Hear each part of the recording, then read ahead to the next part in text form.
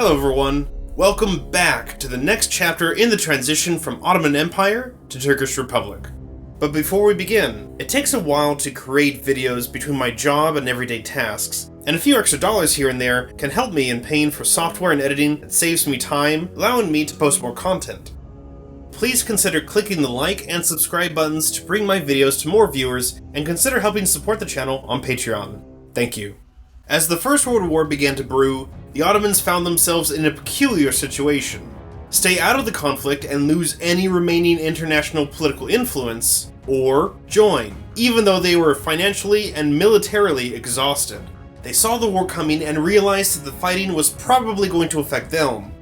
Being drained from the Balkan Wars and fighting in Italy as well, the Ottomans needed someone to help if they were going to get back on their feet and build their military back up.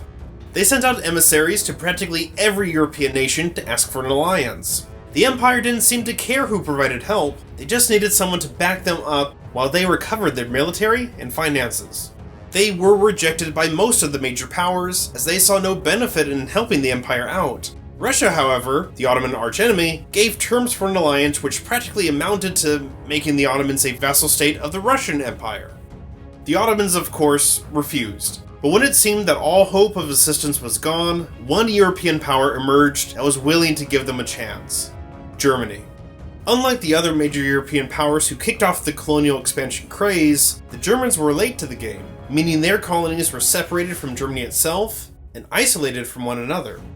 The other empires of Europe also did not want a newly united Germany to upset the balance of power, and so they did all they could to squash German ambitions.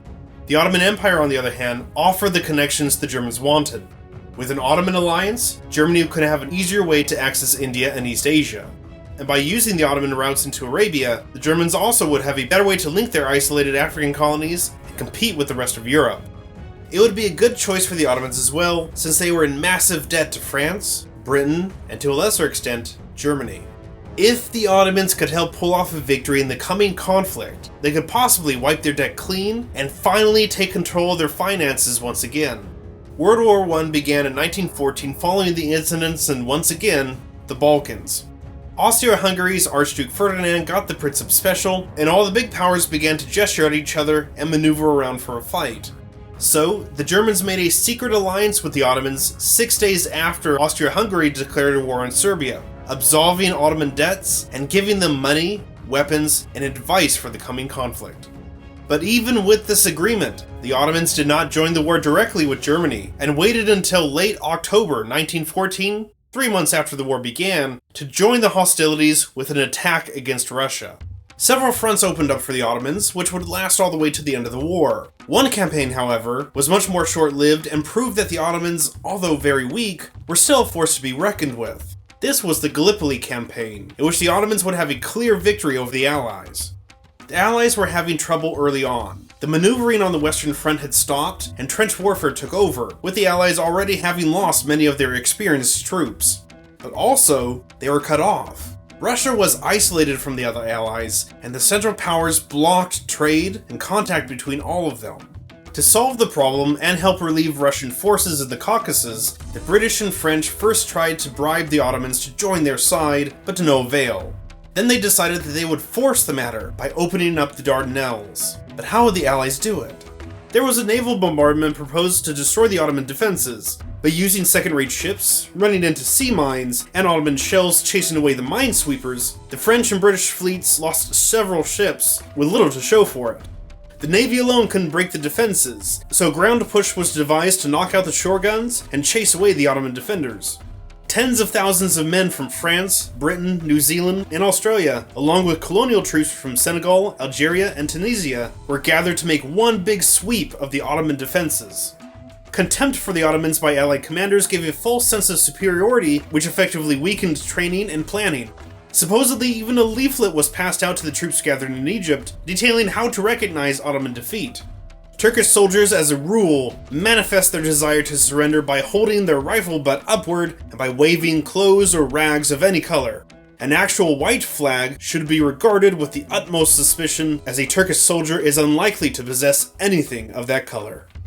The arrogance wasn't helped by delays and bad weather, which gave the Ottomans time to build defenses, with German senior officers and Ottoman commanders debating where the Allies would land. Ultimately, a strategy of lighter defense at the beaches, with large reserves to support any point of attack, was largely agreed upon. This is where we'll introduce one of the major players in the eventual Turkish War of Independence, Lieutenant Colonel Mustafa Kemal, a seasoned veteran of the Balkan Wars. Commanding the important 19th Division, made up mostly of Syrian Arabs with about 1/3 of the force being ethnic Turks, Kamal and his officers would be responsible for plugging in gaps along the entire front, but would mainly be positioned around the area that would become known as Anzac Cove. Kamal tried to convince his German colleagues of key points in the terrain that the Allies would almost certainly attack, such as the vulnerable heights of Chunuk Bayir, but was dismissed as the German officers felt that the terrain was too rough for an attack.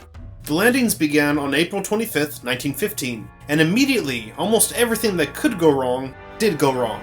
Rougher than expected terrain, inaccurate maps, Ottoman shelling, and uncoordinated Navy support fire led to the Allied effort halting at the beachheads. On the smaller hills behind the beaches at Anzac Cove, the scant defenders of the Ottoman 27th Infantry Regiment ran out of ammunition and could no longer hold back the enemy. At this moment, Lieutenant Colonel Kamal arrived and ordered them to fix bayonets and hold position.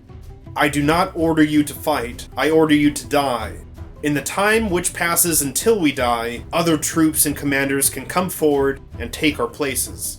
All the remaining troops and reinforcements arriving from the 57th Infantry Regiment, at great cost, stopped the Anzacs from progressing further and even pushed most of their units back to the beach. The fierce fighting convinced the Allies to hold off from the sector and devote energy to the other landings. With small successes being reversed quickly on both sides, the British, French, Anzac, and colonial troops tried desperately to capture the high ground, while the Ottomans were equally as desperate to hold onto them. This lasted for months. There was one breakthrough, however, the heights of Chunuk Bayir, behind Anzac Cove, precisely where Kamal had warned about. Ottoman troops in the area were pulled back as they were needed elsewhere, and no large actions had taken place in the sector since the landings began. In August, Allied commanders felt that a push in the now again sparsely defended area might be a backdoor of sorts to the heights and shore batteries. Once at the top, they could cut off the Ottoman troops on the peninsula from reinforcement and supply, forcing a surrender. On the 7th, the Anzacs and Indian Gurkhas, with British reinforcements, pushed up the heights. They did meet some resistance, but all Ottoman positions were overrun. This would be the only real success of the Allies in the whole campaign, and they held the heights for a few days. But Allied miscommunication delayed movement and shipments, which allowed the Germans to resupply the Ottoman troops just in time. Kamal was placed in charge of all the defenses in the area, and under his leadership, Allied forces were stalled, and then they were overrun by the Ottoman 9th and 19th Infantry Divisions. The fighting was intense, bloody, and at numerous times hand-to-hand. It's probably one of the fiercest close-action battles of the entire war. Every Allied unit at the Battle of Chunuk Bayir had lost nearly half or more of their soldiers in this final push. Allied forces in the campaign never recovered from this. There were a few more battles in and around the heights and other places on the peninsula, but this was the closest the Allies had come to victory. The cost was too much, and they finally left in January of 1916. But while this campaign did end nicely for the Empire, it was at a high cost. More than 250,000 casualties for the Ottomans drained manpower that they couldn't use for other battles. The other campaigns in the east were long, slogging matches, with the Allies pushing the Ottomans back in a majority of them, and the success of the Arab Revolt, the Ottomans were losing ground, although they made their enemies pay for every inch. In the end, the Ottoman Empire, along with the Central Powers, were run down by the end of the war and couldn't keep up the fight. Germany couldn't help anymore, and the Empire buckled without their finances and weapons. The Ottomans ceased hostilities in October of 1918, and with the Treaty of Sèvres, formally ended the conflict. But Kamal demonstrated that he was a competent and skilled leader. He would use his experiences to great effect as the Empire was picked apart. Thank you for watching. I'll be coming out with more videos about the fall of the Ottomans and the rise of Turkey in the future, so stay tuned. Thank you to all my subscribers, and those of you here for the first time. I'm Eric the LonePineWolfman, and remember, never stop learning.